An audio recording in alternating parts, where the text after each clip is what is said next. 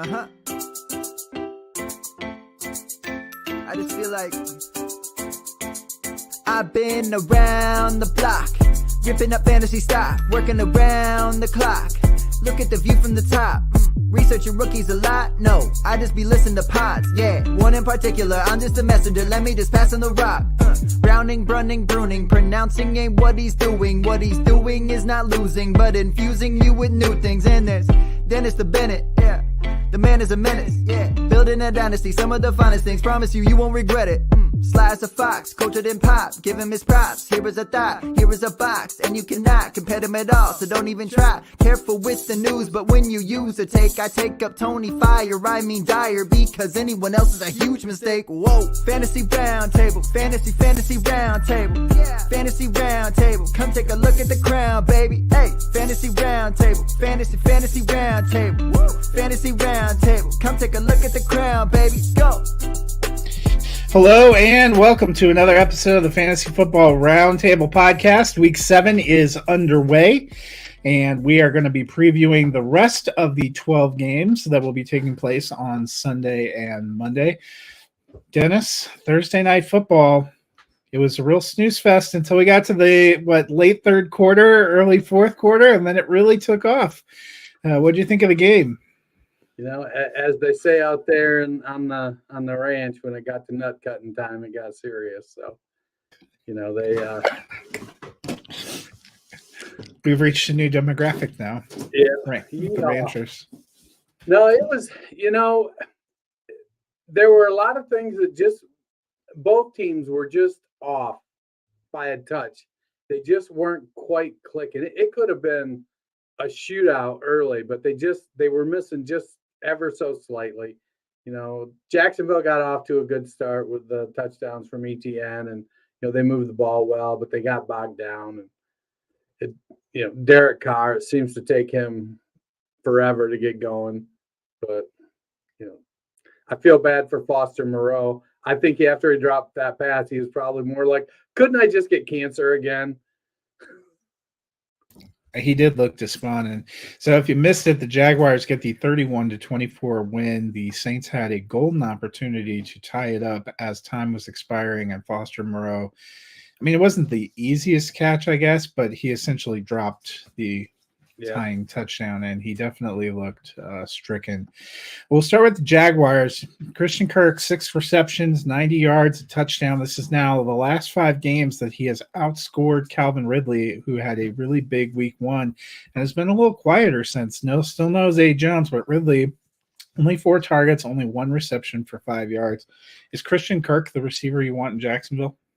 So I think it's more of a 1A, 1B. I know that it's not converting to fantasy points yet for Ridley. But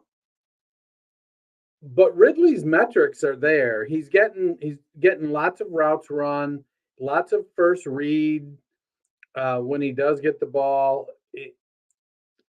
What's the other metric I was thinking of? Targets per route run.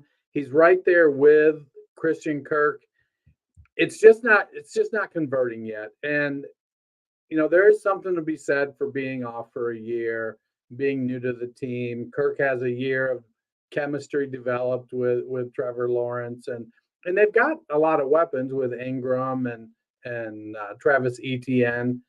Zay Jones, I think they miss him in the red zone. But I'm not overly worried. I think, you know, Ridley's probably a wide receiver 2 ceiling. And it might be an opportunity to maybe get a couple shares of him cheap in Dynasty. I think he'll come around. Like I said, the underlying metrics are showing that the opportunities are there. It's just not quite converting. For the Saints, meanwhile, you get the home crowd boos. It's never a good thing, and that's what came for quarterback Derek Carr. Second consecutive game over 300 yards, but also the second consecutive game where they put it up 50 times. 33 of 55, 301 yards, a touchdown, and interception. But this offense, this is only the second game of the season in 7 attempts that they've gotten over 20 points. There have been some louder talk, let's say, about giving a look to Jameis Winston, including on the broadcast last night. Do you think the seat's getting a little warmer for Carr? I don't know that the sea cooled off from Las Vegas last year, to be honest. You know, Carr seems a little bit reluctant to push the ball down the field a lot. I know they talked about that last night on the broadcast. Um, I mean, he's 28th in fantasy points per drop back, 28th in accurate throw rate. He has the eighth lowest turnover worthy throws. So, what that tells me is he's afraid to take chances.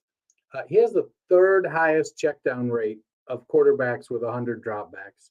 So, he's doing, he's trying to be a game manager, but last night he's acting like he was the Mad Bomber going at Chris Olave, and I get it. It looked like Olave, throttled down pretty good on a couple of those routes, but that one was pretty far out of bounds, and you can kind of see that coming. They're not on the same page yet. Let me ask you one question, though. I saw an interesting tweet, and I can't remember who it was from last night, that Derek Carr kind of is who he is at this point. Why are we not questioning some of the play calls? And I thought that was particularly apt. That last 4-play series where they needed to get a touchdown, you saw 3 kind of throw up a prayer to a receiver in the corner if you exclude the Foster Moreau play. There I don't have an argument against that sentiment. I think we see it all around the league. And I mean, we saw it in Chicago. We know Justin Fields has a particular skill set, and the coaching staff just didn't want to do that until he basically threw him under the bus in the press. But we see it a lot of times. Coaches believe so strongly in their system that they're not willing to take into account what their player does well. If you want to go down the field, I think they should be playing Jameis Winston. I mean, that's what Jameis Winston does. Well, when you saw that particular set of skills, I thought for a minute we were going to be talking about Liam Neeson going to get his daughter back, but we'll take in humor there for you. Let's dive into the rest of the upcoming Sunday slate, and we start with the backup quarterback bowl. The 3-3 Las Vegas Raiders at the 1-5 Chicago Bears. Dennis, Jimmy Garoppolo has been ruled out. Devontae Adams has talked about wanting the ball more this week.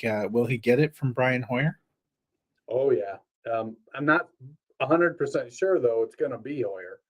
So, it may seem like they were leaning Hoyer over Aiden O'Connell after his last They're start. leaning there, but you just never know. I mean, we know what we're getting with Hoyer. O'Connell went 24 for 39 for 238 and an interception week 4 versus the Chargers. And he threw 13 times to Adam for 8 for 75 yards. He also went 11 times to Josh Jacobs, 8 for 81. And the Bears give up the 4th most receptions to running backs. Jacoby Myers was 2 for 4 for 33 in that game. I like the thought of going with Aiden O'Connell because you just know what you have in Brian Hoyer.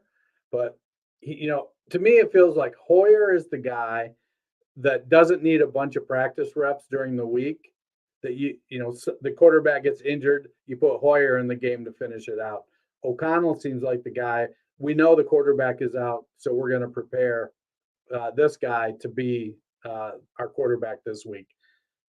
To me, it feels like it should be O'Connell, but it wouldn't, like you said, it wouldn't surprise me if it was Hoyer. I mean, I thought they were kind of going with O'Connell too, but then Hoyer's the one that came in last week, and there was a lot of talk that Hoyer is the one they're going to start. I don't know. I don't know if it matters. Well, and I think it's because Hoyer is the guy that can come in, when the boat's halfway sinking, and he knows how to bail versus O'Connell. Like you said, you got to start on day one with him. Meanwhile, for the Chicago Bears, Roshan Johnson and Khalil Herbert still out. Probably means another good Deonta Foreman week. But bigger news is Justin Fields is out. So we saw Tyson Bagent come in last week. Had a full week, presumably, of preparing. What do you expect to see? Well, I know Max Crosby's got a Q. He'll definitely fare a lot better if Crosby is out of the game. But Badgett was a prolific passer in college, threw for over 9,000 yards his last 2 seasons. And I get it, it was at Division II Shepherd College, but he still threw the ball around a lot. He's got a good athletic profile. So I'm optimistic, but he's going to need the running game to step up and provide some balance. And we know what Deontay Foreman is. He at this point he's kind of just a guy. So it's going to be Foreman and Travis Homer and Darrington Evans. Yeah. Meanwhile, no one's happier to see Sunday come than Max Crosby. I am taking the Raiders. I'm going to go with the Bears. I feel like that's kind of a mild surprise. Next up, the 3-2 Cleveland Browns at the 3-3 Indianapolis Colts. Dennis, last week we saw a little bit of a step forward for Kareem Hunt. How are you kind of playing him and Jerome Ford, especially as we don't know for sure whether we're getting Deshaun Watson? I feel pretty comfortable that we're getting PJ Walker. But, Ford is coming in at RB20 on the season. And versus San Francisco, the split was 50% Ford, 37% Hunt. And that's very reminiscent of the old Nick Chubb, Kareem Hunt days. And I think Hunt has kind of stepped back into that. If I have to play Hunt, then I'm hoping he breaks off one like he did and gets a touchdown, or he catches 4 or 5 passes and puts up 50 yards. But Ford, I think, is going to be the back that gets most of the touches. Last week, it was a 19-15 split. So, 55-45, kind of in that range, 53-47. So I would expect that to continue going forward. For the Colts, we know we're getting Gardner Minshew as Anthony Richardson has officially been ruled out for the rest of the season. Michael Pittman, their number one there. Aside from him, how do you feel about the other pass catchers? I love Josh Downs. In week, I think it was week 4, I think Downs had 10 targets from Minshew. And over the last 4 weeks, Downs is wide receiver 25. So he's been getting opportunities both from Richardson and Minshew. With Gardner in and Pierce maybe out and 6 teams on a bye, I think you should consider Downs a low end 2, high end 3. Yeah, Kylan Granson also out for the Colts, and he had been kind of developing chemistry at tight end, so that might be an even bigger reason to go with Downs and the 2 running backs. I am taking the Browns in this one. So am I. Next up, we have the 4-2 Buffalo Bills at the 1-5 New England Patriots. Dennis, Damian Harris now officially on injured reserve after that kind of tough circumstance that happened in the Sunday night game. We had seen Latavius Murray fairly involved, James Cook fairly involved. There have been some rumblings that they might be kicking the tires with Leonard Fournette, but how do you feel about this Bills backfield? I think the Bills in general are having a little bit of an identity crisis. I think they thought they'd get more out of James Cook in the running game, and he hasn't really provided that.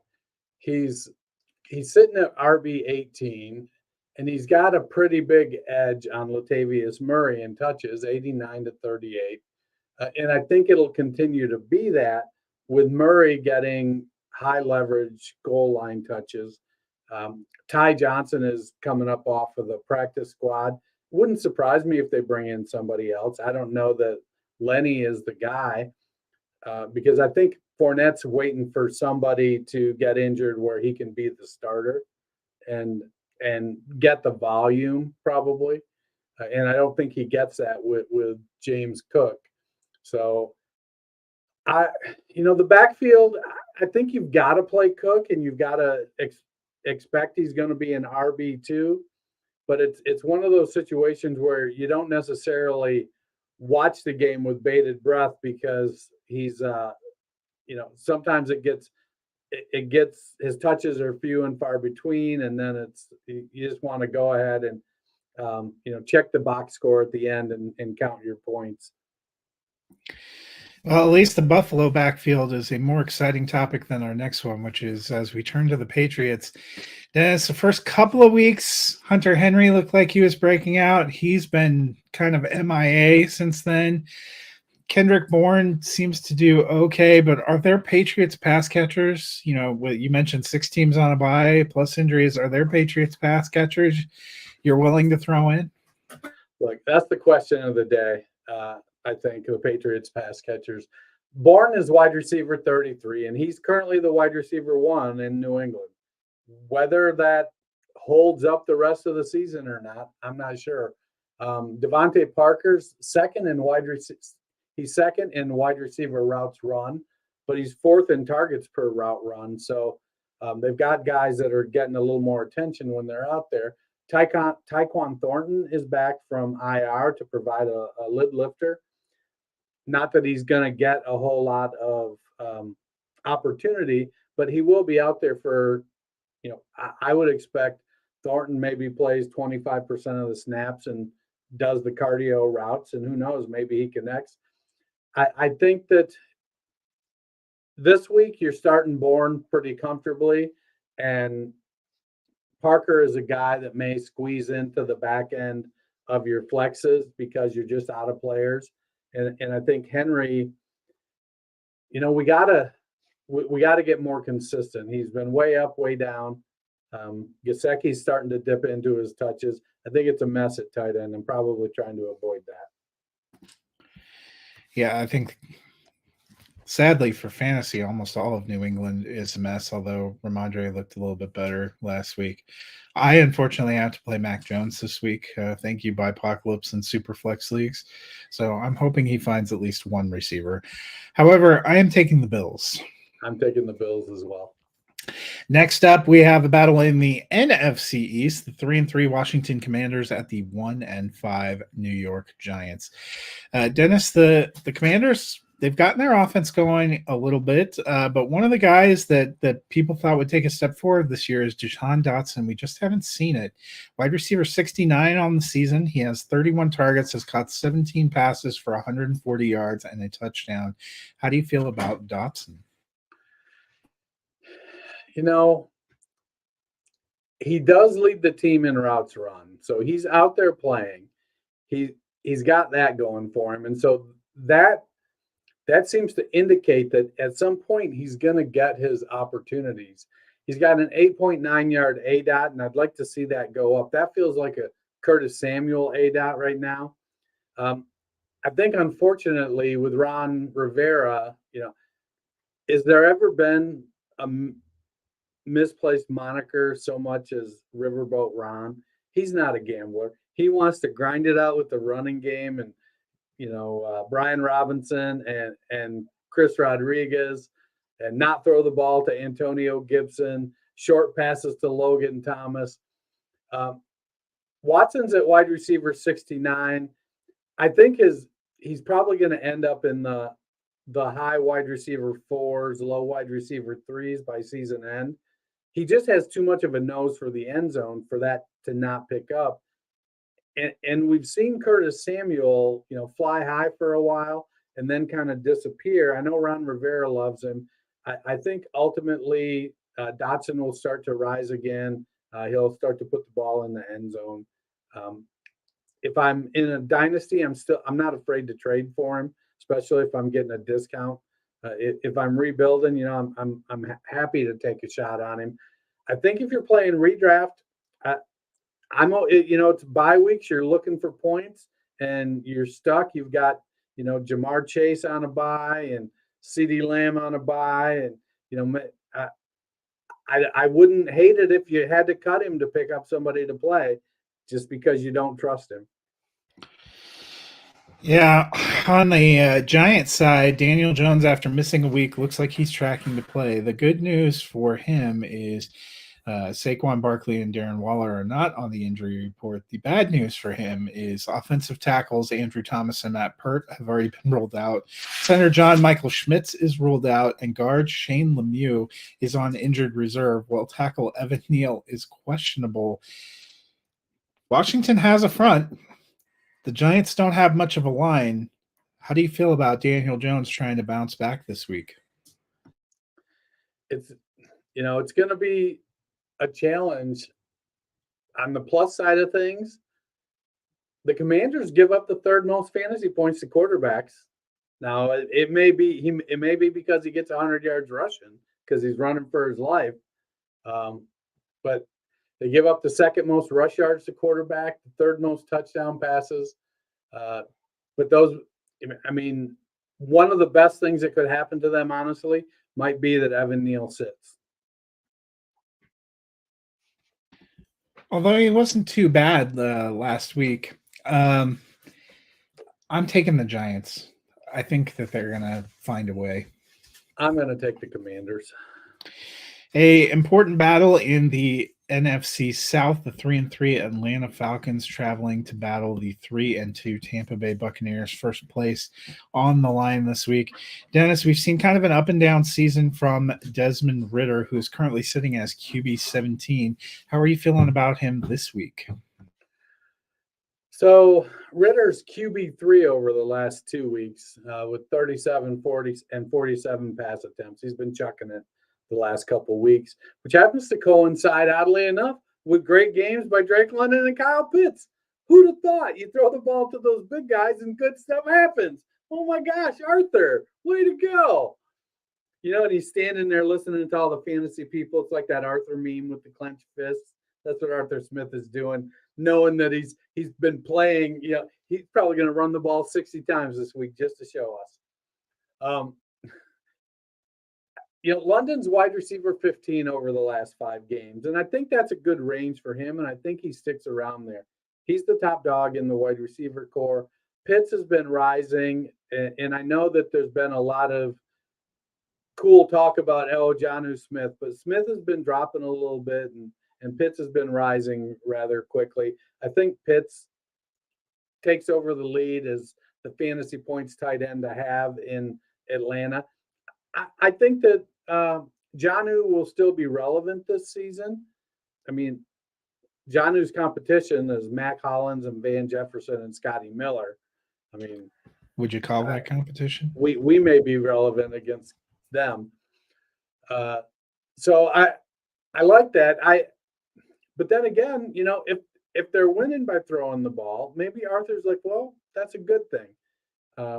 They got Bijan, they got Algier. They're splitting it up there, and to many fantasy managers' consternation, they want Bijan to get a lot more. But Bijan's he's getting a good amount of targets. It's not a great matchup for trying to run. Tampa Bay's front is pretty stout. Yeah. So, I like where Ritter's at over the last couple games. He's playing well. He'll have a meltdown game soon enough. On the other side, there's been a lot of comments about Tampa Bay and their complete lack of a running game. Rachaad White is running back 24 on the season, but that might really reflect more of the injuries and unavailability than his stellar performance. He only has 1 game this season with more than 11 or more points. How are you feeling about White in fantasy? We talked several times about White and his inefficiency last season, and it's carried over to this season. I mean, his competition is undrafted free agent Sean Tucker and draft pick that they just only kept because he was on an affordable contract, Keyshawn Vaughn. So White being the starter and getting the volume is not a surprise.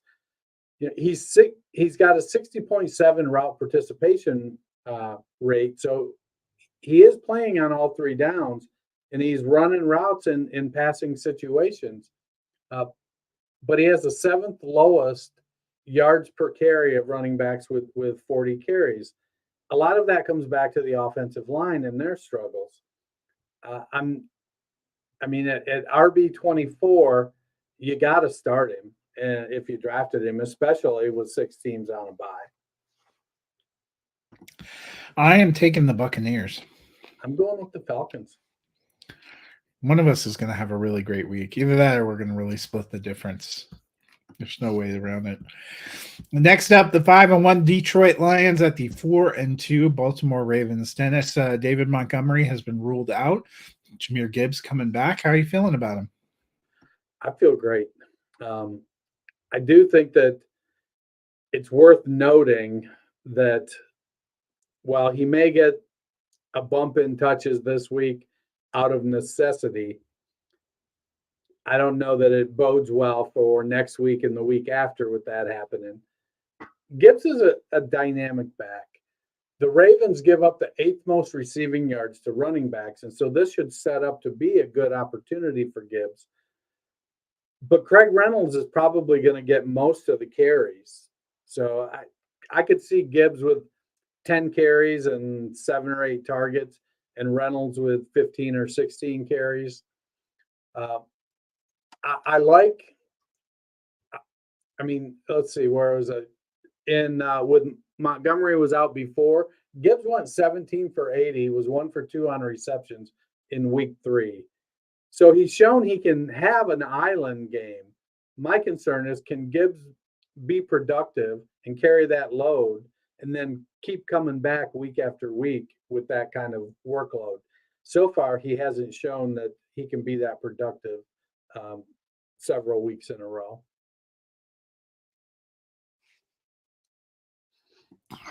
For the Ravens, we've seen Lamar Jackson have a quietly pretty strong season.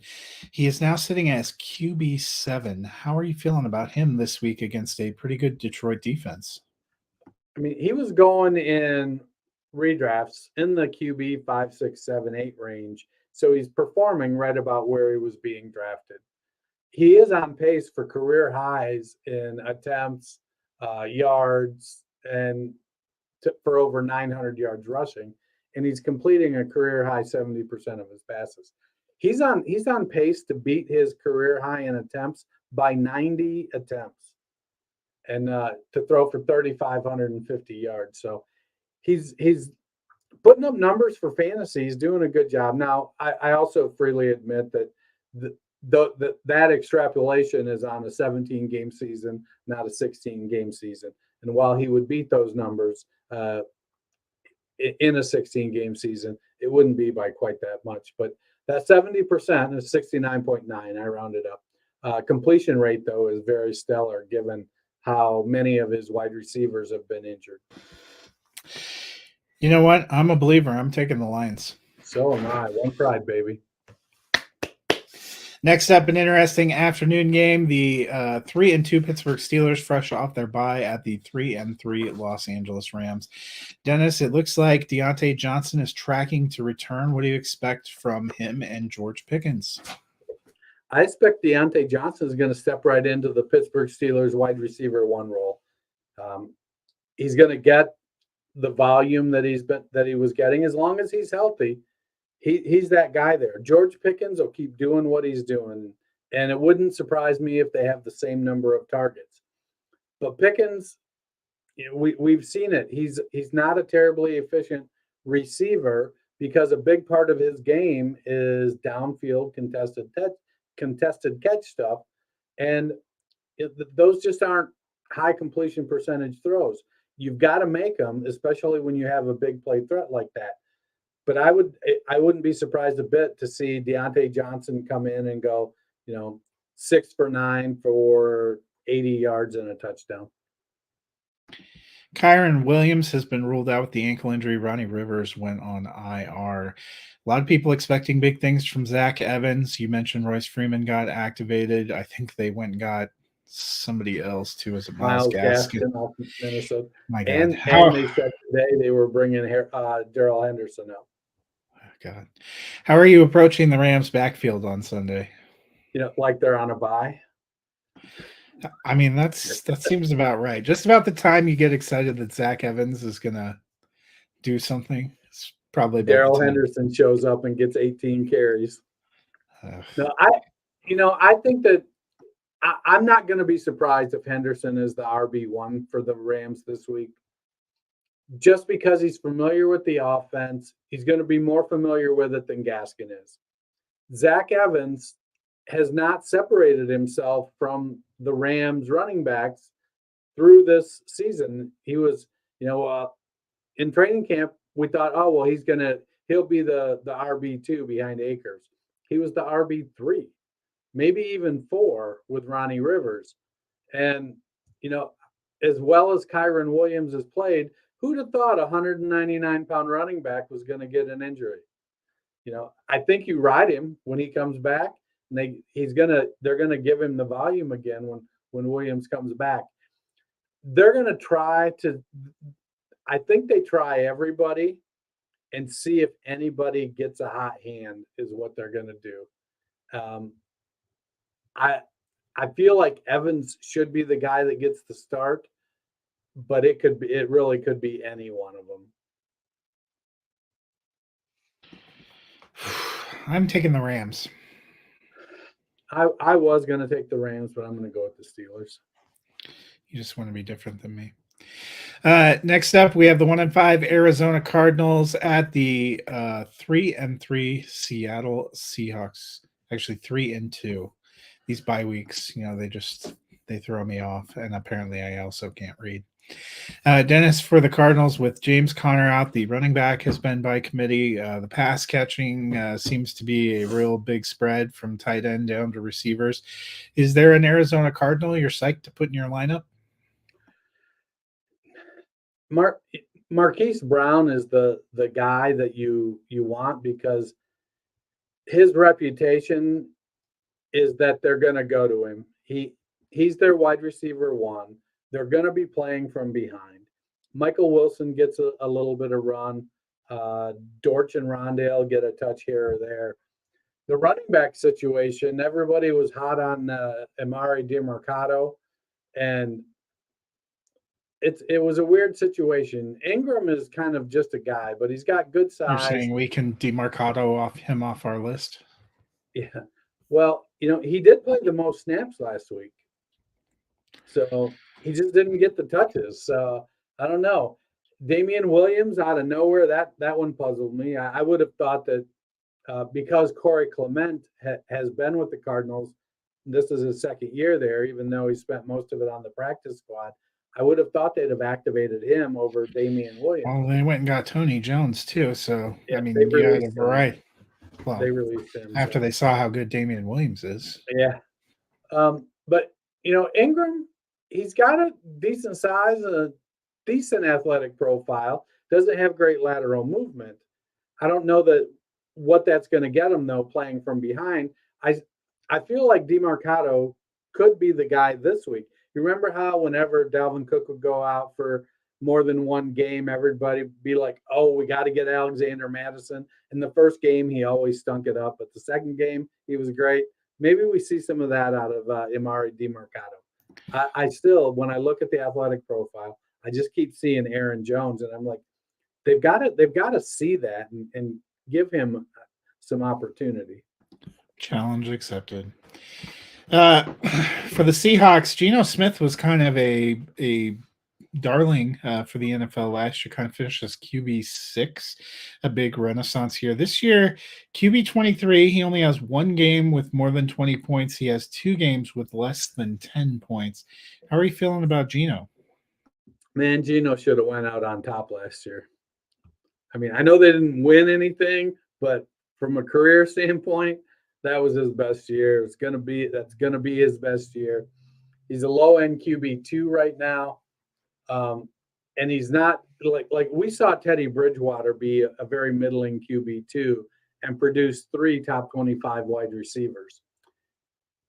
Geno's not doing that. He's DK Metcalf is wide receiver 32, Tyler Lockett 43, and Jackson Smith and Jigba, after his 4 for 48 last week, is up to wide receiver 106. I don't know, man. I traded for Geno to get me through some bye weeks in a league where I've got a contending team, and it ain't looking good for me, to be honest. Geno's he's barely startable in Superflex leagues. This week he's looking more startable because there's only 26 options, and some Right. of them are Tyson Bagent, but not great. I am taking the Seahawks in this one. So am I. Next up, we have the game of the week. Just kidding. It's the game that I will end up watching this week and wishing I hadn't. And that's the 2-3 Green Bay Packers at the 1-5 mighty Denver Broncos. Dennis, Aaron Jones officially questionable. Looks like he's tracking toward being able to come back. Do you think this is the week he can get going? Dude, if he can't get going this week, no offense. You mean against the turnstile that is the front of the Denver Broncos? I know that he can get going. The Broncos are giving up the most rush yards, the second most rush TD, the second most receptions, the second most receiving yards, and the second most receiving touchdowns to running backs. I mean, he should have a Devin Achane kind of game is what he should have. Something else for me to look forward to. For the Broncos, it's been a 3-man rotation now in the backfield with Javonte Williams, Jaleel McLaughlin, Samaje Perine. Might be okay for them, although I'm going to argue it's not. It's definitely not great for fantasy, Bob. How are you approaching this Broncos backfield? Yeah, nobody likes a 3-headed monster, and that's what it's turned into with Jaleel McLaughlin starting to pop off. I'd like to think that they look at how pedestrian Samaje Perine is and think, we should give his snaps to Javonte and Jaleel and Hassan Feff Incorporated. But I don't know that they will. McLaughlin's providing a ton of pop. His snaps have been going up. Javonte is still an immensely talented back.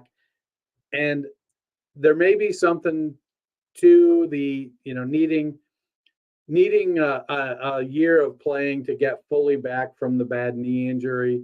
He doesn't quite have the juice he had last year. But I mean, Samaje, oh my God. He's a fly in the Denver Broncos ointment. I'm going to take the Broncos. I'm taking the Packers. I don't blame you. Next up, the 2-3 Los Angeles Chargers at the 5-1 Kansas City Chiefs. A pretty pivotal game in the AFC West. Dennis, Austin Eckler returned from injury last week and had kind of a ho-hum Monday night game against the Cowboys. Do you expect better this week against the Chiefs? I mean, he had 20 opportunities in his first game back, so I'd expect at least that. And the Chiefs score point. Well, the impression we have of the Chiefs is that they score a lot of points and that they can, but they've had some games this year where they haven't. Now I think that they're two very well matched teams, despite the Chargers 3-3 record. We'll give that to Brandon Staley. I think Austin Eckler is going to be a start. You're going to want to play him. Quentin Johnston is disappearing, so fire up Josh Palmer, and Keenan Allen is doing Keenan Allen stuff.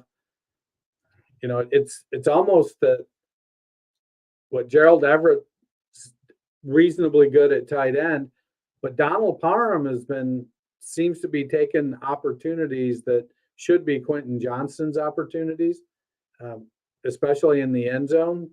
But it's not.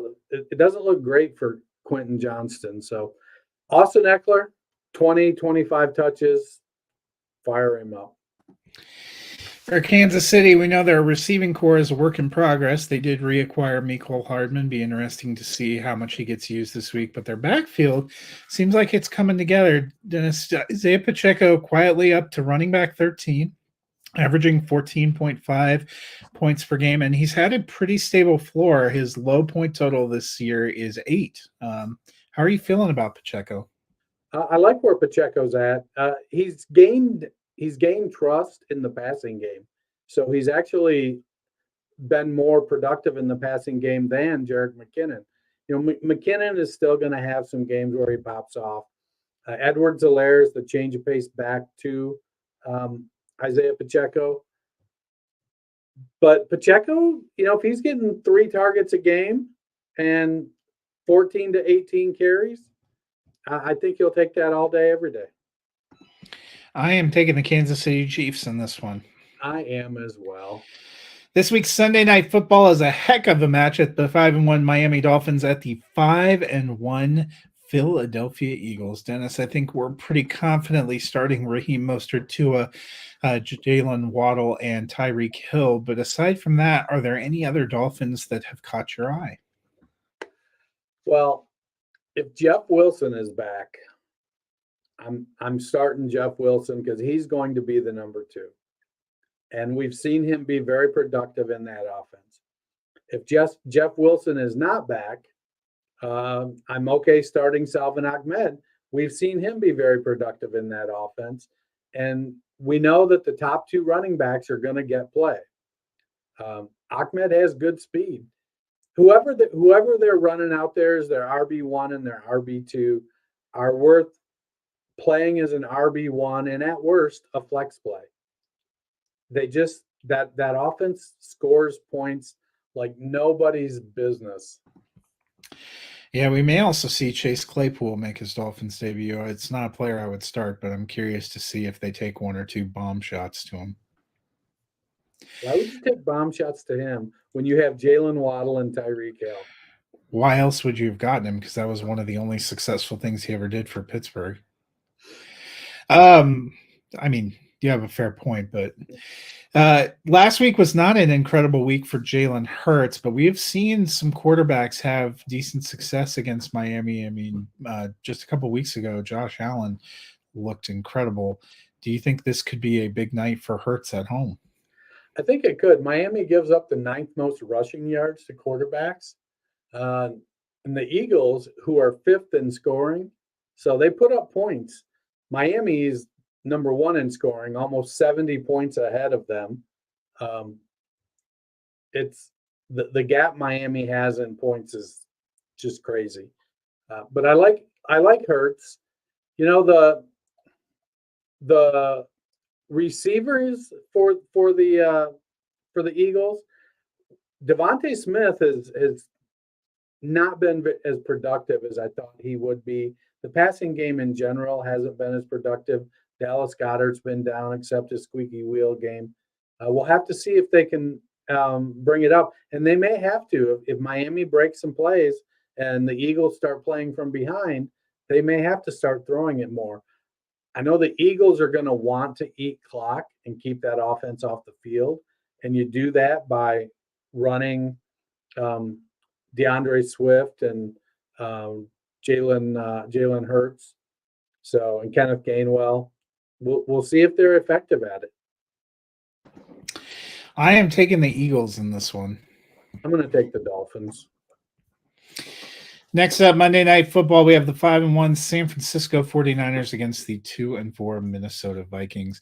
Dennis, officially at this point in time, Christian McCaffrey is listed as questionable, but he is still not practicing at all. How are you approaching the San Francisco backfield? So Debo didn't practice today either, and I'm waiting and watching. It feels like they want to give Elijah Mitchell. They like Mitchell a lot. They like Mason, but I'm going to keep watching the practice reports. In redraft, and if CMC is your guy and you want to hold, you wanted to try to handcuff, and if you didn't, you're probably sweating it. I mean, unless you've got Alexander Madison, then and somebody else you can start. I don't know. It's really going to be a situation where, if McCaffrey, if you hold out and you don't play, you got to be willing to take that 0. Should he not play? If you have a handcuff, whether it's Mitchell or Jordan Mason, I think both of those guys, if McCaffrey is out, both of them could potentially be viable flex plays. We've had such rotten luck with these marquee players on Monday night because a couple of weeks ago I took Amari Cooper out everywhere because they swore he wasn't going to be able to play. And he came out and probably had his best game of the season. I'm just sitting there going, well, great. But I feel like last week there was somebody else that was on the fence that didn't end up going, and it ended up being pretty brutal.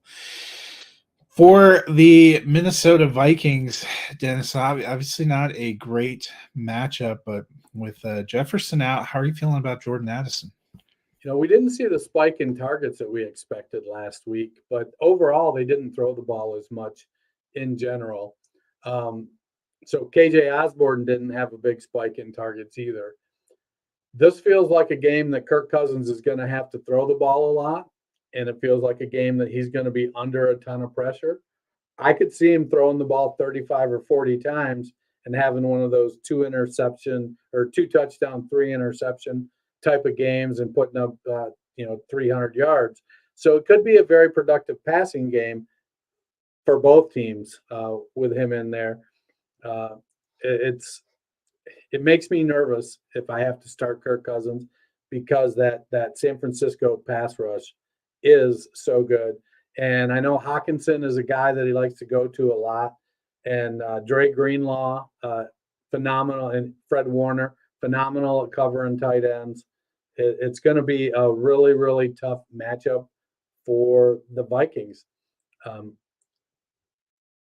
Will Addison's numbers go up? I think they go up this week just by the function of Cousins throwing the ball more. Yeah, it'd be interesting. I'm not expecting a heck of a lot out of Alexander Mattison. No. I am taking the San Francisco 49ers. I am taking the Niners as well.